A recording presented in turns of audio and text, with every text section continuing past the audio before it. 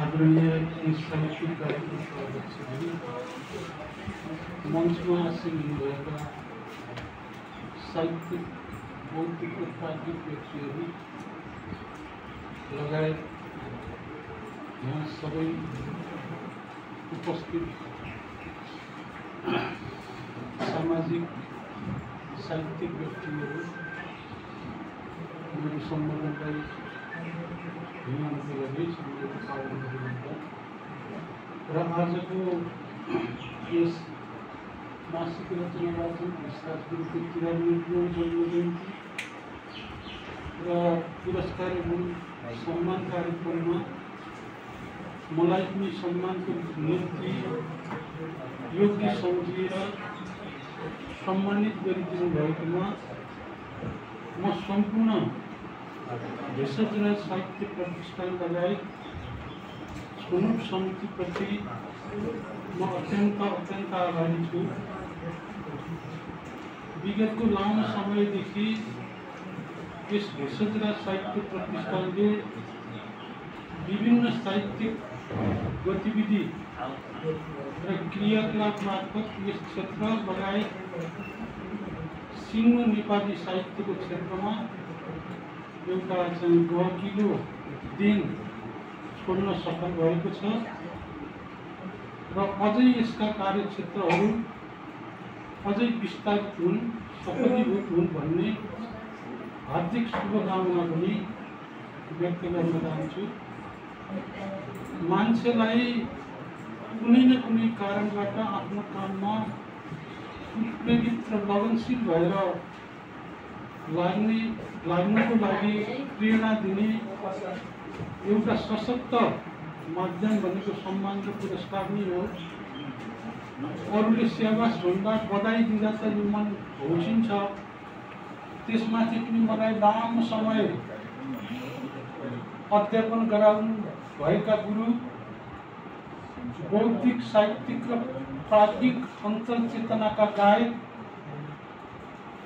जो मेरो लेखनको पनि एउटा चाहिँ सशक्त प्रेरणाको स्रोत हुनुहुन्थ्यो। विषमसम्म 2045-46 साल छेक उहाँको कविता सङ्ग्रह आत्मप्रकाश भन्ने यशोदा पुस्तक पसलबाट मैले किनेर पढेको थिएँ। त्यो बेला म 9 कक्षामा पढ्थेँ र त्यो कविता पढिसकेपछि त्यसको भाव, मर्म र गहिराइमा पुग्दा मलाई समय बितेको पत्तै हुँदैन थियो। यति चोटिला शब्द, यति चाहिँ मलाई चाहिँ साहित्यिक रसमा त्यो आत्मप्रकाशले भिजाइदियो र आज यो मञ्चमा एउटा उहाँकै नामबाट सम्मानित हुने अवसर पाउँदा मलाई चाहिँ साहित्यमा प्रेरित गर्ने प्रस्थान बिन्दुको रूपमा मैले त्यो आत्मप्रकाशलाई लिएको छु र त्यसका त्यो आत्मप्रकाशभित्रका धेरै रचनाहरू मलाई कण्ठग्रै थिए। 2020 वर्ष भयो त्यो आत्मप्रकाश भन्ने कविता सङ्ग्रह हराएको र अझै पनि मलाई त्यो छ। त्यहाँ भतिजीले पनि भन्नुभयो कि मानिसभित्र देवता खोजे देवता पाइन्न, म बुद्ध भए त्यो बुद्ध किन, बुद्ध नै चाहिन्न जस्तो चाहिँ मार्मिक त्यो झड्का दिने, भित्री हृदयमा समेत चाहिँ झन्कार दिने खालको साहित्यिक शब्दबाण उहाँको असाध्यै यति तिखो थियो कि आज कल्पना गर्दा पनि एकदम चाहिँ त्यो साहित्यिकताको आवाज हुन्छ। त्यो चोर भन्ने कवितामा लेख्नुभएको थियो, जहाँ न बच्चा कसरी म पालूँ, सन्तान आफ्नो कसरी सम्हालूँ, तसर्थ चोरे भनके बिराएँ, बाटो यही एक थियो समाए, चोरै भएनौ अब ठोक नेल, पाता कसी बाँधर हाल जेल। अझै पनि भन्दछ। एउटा फुलबारी भन्ने चाहिँ स्मरिका प्रकाशित गरेका थियो कुमारले 42 सालमा। त्यहाँ उहाँले एउटा सानो कविता लेख्नुभएको थियो, सार्गुलु विक्रेत छन्दको। त्यसपछिको 2टा लाइन मैले जानिनँ। हामी हौ सुकुमार फुल कलिला, नेपाल यो बाग हो, बाँच्न उच्च विचार हो, बुझ सके सर्वबाग। यति राम्रा दमदार कविता आज कति पनि पढ्नुहुन्थ्यो। अझै मैले त भेषजराज साहित्य प्रतिष्ठानलाई यो भन्न आग्रह गरेको छु कि उहाँको त्यो आत्मप्रकाश कविताको दोस्रो संस्करण प्रकाशित गरौँ। आर्थिक सहयोग जुटाएर त्यसले एउटा बुलन्द रूपमा साहित्यप्रति लागिरहेका व्यक्तिहरूलाई पनि लेखनको लागि एउटा सशक्त ऊर्जा बन्ने सम्भावना मैले देखेको छु। त्यो आग्रह यहाँ गर्न चाहन्छु।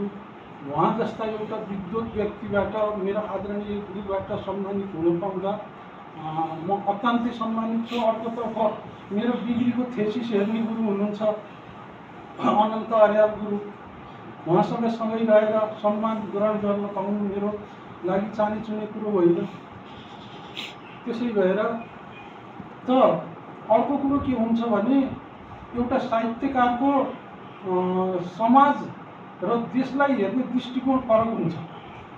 त्यही फरक दृष्टिकोणबाट चल्दाखेरि, हिँड्दाखेरि र व्यवहार गर्दाखेरि आफू समाजबाट कता कता एक्लिए जस्तो भान मलाई पनि पर्छ। स्वाभाविक रूपमा एक्लिए झैँ त्यसका मूल्य मान्यता विरुद्ध अनिच्छापूर्वक चाहिँ लाग्नु पर्दाको चाहिँ बाध्यता, त्यसबाट निस्कने एक किसिमको नाद नै चाहिँ मेरो कविता बनेको हो कि जस्तो पनि चाहिँ मलाई लाग्छ। समाजका मूल्य मान्यता आडम्बर विविध चाहिँ हुन्छन् नि यस्ता, तपाईँहरूलाई थाहा छ। एउटा त्यो फरक हुन्छ। त एकचोटि साहित्यको बीजारोपण भइसकेपछि फेरि मस्त चाहिँ निन्द्रामा चाहिँ सुतेर चाहिँ बस्न चाहिँ नसिकिँदो रहेछ। त्यो मेरो चाहिँ व्यक्तिगत साहित्यिक जीवनले पनि दर्शाइरहेछ। ढालबहादुर सरलाई एक दिन स्कुल जानुभएको थियो, भनेको थियो मलाई त घरिघरि निदै लाग्दैन सर, छटपट्टि हुन्छ, आन्दोलित हुन्छ मन, लेख्न सक्दिनँ, पढ्न सक्दिनँ, दिलमा बेचैनी हुन्छ। ती शब्दहरू भित्रभित्रै जुर्मुराउँछन् अनि त्यहाँ शब्दहरू अचेट भएर चाहिँ निस्कन खोज्छन्, निस्कन सक्दैन, यस्तो हुन्छ भनेर चाहिँ मैले भनेको थिएँ। त्यो स्वाभाविक अनुभव मैले गर्दै भोग्दै आएको छु। त एउटा सेक्सपियरले के भनेका थिए भन्दाखेरि every man is poet when he is in love भनेर भनेका थिए। अब चाहिँ एभ्री मैन इज पोएट, अब त्यो प्रत्येक मान्छे प्रेम भएका प्रत्येक मान्छेहरू कवि हुन् भनेर भनेका थिए। त्यो कवि भाव तपाईँसित पनि छ, मसित पनि छ, जोसित पनि छ। तर एउटा कुरो त्यो चाहिँ निस्कन विभिन्न माध्यमबाट खोजिरहन्छ, प्रकटित हुन खोजिरहन्छ है। अर्को कुरो के हो भन्दाखेरि हाम्रो मनमा भएका कुराहरूलाई हामीले व्यक्त गर्न जति गाह्रो हुन्छ अनि त्यहाँ त्यो मौखिक कुरालाई फेरि लिपिबद्ध गर्न अझै गाह्रो हुन्छ। अनि त्यो लिपिबद्ध गर्न खोजिएका कुरालाई शैली शिल्पबाट ढाल्न त असाध्यै गाह्रो हुन्छ। त्यो गाह्रो विषयलाई चाहिँ चयन गरियो, मानसिक रूपमा दुःख पाइदिएछ। जे भए पनि मानसिक रूपमा यो साहित्यले दुःखै दिएछ, सन्तोषित बस्न दिए होइन। यी धौजकै रहनुहुन्छ, घरि पुरस्कार भन्नुहुन्छ। अब बारम्बार मलाई चाहिँ विश्वप्रेम अधिकारी सरसँग पनि क्षमा याचना माग्न चाहन्छु। जुनसुकै कार्यक्रममा पनि मलाई सम्झनुहुन्छ विश्वप्रेम अधिकारी, हाम्रो चाहिँ श्याम ढुङ्गाना सर, मिलन सबीर जस्ताले, तर उपस्थित हुन नसकेको छैन। र आजको मञ्चबाट ती कार्यक्रममा सहभागिता सक्रियतापूर्वक उपस्थित हुने प्रतिज्ञा पनि म व्यक्त गर्दै मैले सानो कविता सुनाउँछु। दुईटा कुकुर भन्ने। हाम्रो गाउँमा दुईटा कुकुर छन्। हाम्रो गाउँमा दुईटा कुकुर छन्। एउटा पाल्तु कुकुर छ, अर्को फाल्तु कुकुर छ। पाल्तु कुकुर घरको पाल्तु कुकुर वनको लङ्गुर जस्तो छ, फाल्तु कुकुर वनको डङ्गुर जस्तो छ। कुकुर त कुकुर नै हुन् दुवै, तर जब एउटाले चिप्लो जिल्लो चाट्छ अर्कोले बिचरा ढ्याल काट्छ। जब बाघ पस्छ हाम्रो गाउँमा त्यो बेला पाल्तु कुकुर पिँ गर्दै भित्र लुक्छ, फाल्तु कुकुर बाहिर निस्किएर जोडले भेट्छ। फाल्तु कुकुर बाहिर निस्किएर अब म एउटा सानो प्रेम गीत गाउँछु। थोरै स्वर त छैन, नाचु लामो छमछमी भन्ने थोरै है। म लेख्छु प्रेमका कथा, म गर्छु प्रेमका कुरा। म लेख्छु प्रेमका कथा, म गर्छु प्रेमका कुरा। म प्रेम बीज रोपिए खनेर प्रेमका जरा।